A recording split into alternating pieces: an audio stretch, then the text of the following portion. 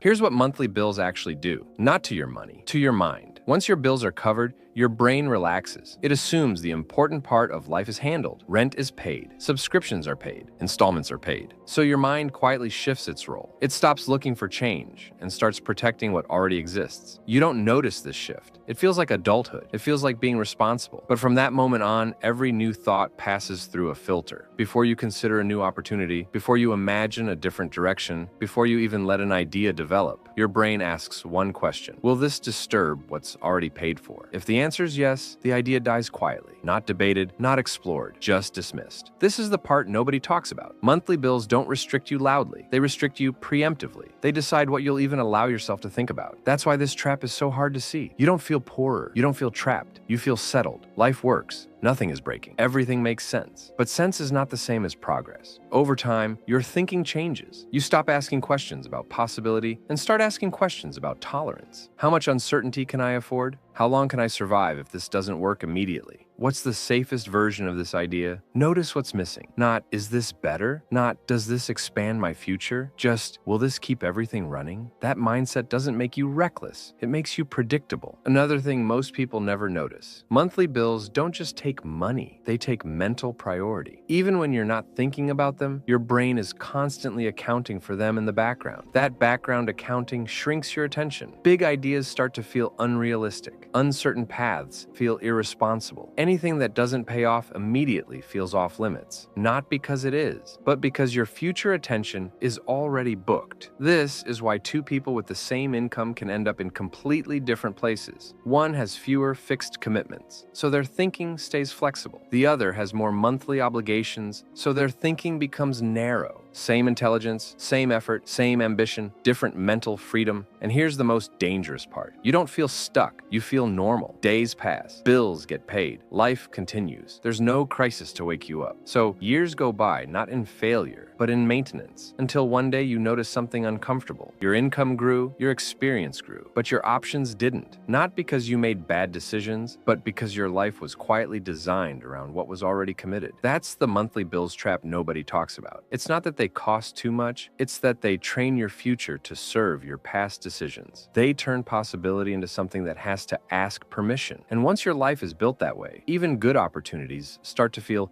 impractical. Not because they are, but because the bills come first.